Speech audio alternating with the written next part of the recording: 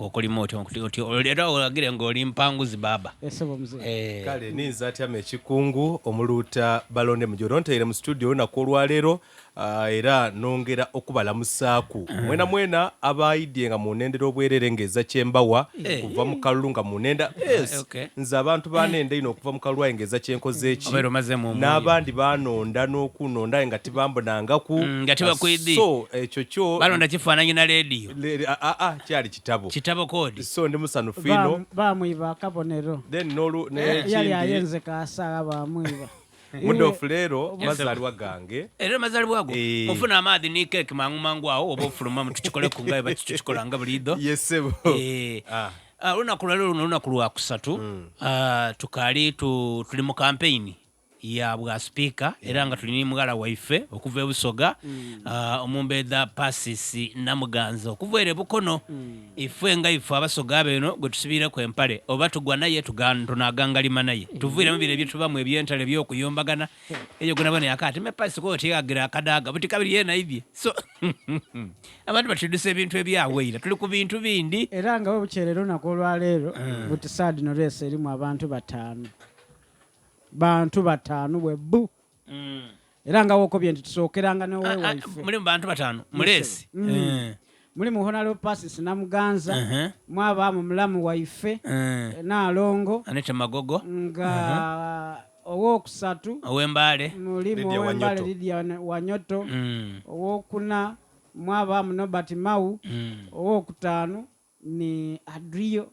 Yoko.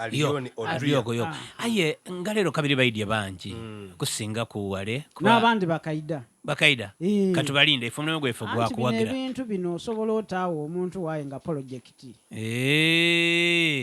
aye lero otaawo omuntu yakukuba ekyo njako ekyokubonera kulina kiwano eriyo MP owembaale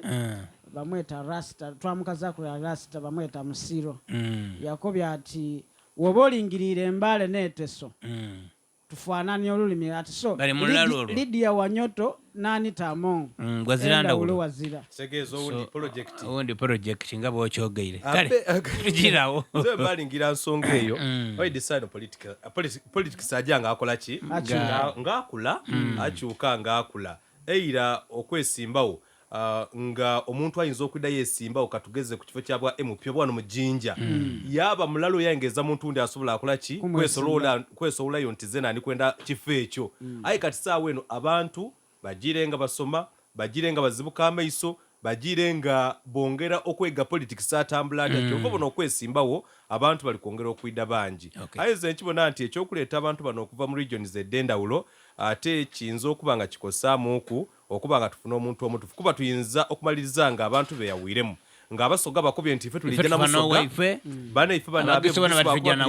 Wanyoto abere muteso bakuba tulijja nani tulijja ni abebukedde yo nayo Anita Among abere gulu bakuba tujja ni Mau so kyembona nti olwisi kiyinza okutulemesa ofuna omuntu mwene omutuufu ng'obululu bagire nga babutematema nga babugabana lwakuba ku nsonga ndala ya katono kati kukisaana kino ekiriwakwe ne parliament y'ekumi n'omulala twabona era twalina no wife yava wano ne right honorable bali twala Rebecca Kadaga tiyaweza na bululu bibiri anti yali kuyo ayenga wano mu region alina ababakana na bameka yali kuyo n'okulwanagana kwaibwa okukona kuleeta okwonoona ekintu era entabo bakalina do singa bana bakali mu ntalo tujja kuviiranga mwawo kubanga namba esooka beene titwenda getubulubwanaife omukisa naafuna omukisa kabitu omugano twagenda kumwisaawa wansi nekitwetera obuzibu ekyo ezira kindi aye singa tubaye tuli kirala wandi bwenenga ibugu mukabiri lisukako nigano weriri aye buti mpaka abantu batulayo n'amawulire amakaire amawulire amakaire bagaleeta babanga basiikuula emitima egy'abantu kyono ekyo kyona kitwetera obuzibu singa kibe kisoboka oba nandimaze gawagira Nobert Mau kunanga Nobert Mau oyo ng'olingira experience gy'alina mu byobufuzi akasera kamaze mu bukulembeze obw'ekibiina ekya DP batyo n'abaana abatendekebwa politics okuva mu UYD Uganda Young Democrats obona nti alina obwongo bubitirivu bino abeire mu bifo ebyenkize ebinene essaawa eno ni Minister wa Constitutional Affairs Justice and Constitutional Affairs ate ni President General wa DP so mawono ate n'ebigambo byayogeire nga yakavayo okulaga nga ali kwenda ekifo ekyo yakobye nti tuli kwenda corruption free parliament kuba parliament ey'omulundi guno parliament y'omukuzo ogw'ekumi n'omulala eya Anita Among amazima g'ennebeire y'abasuubuzi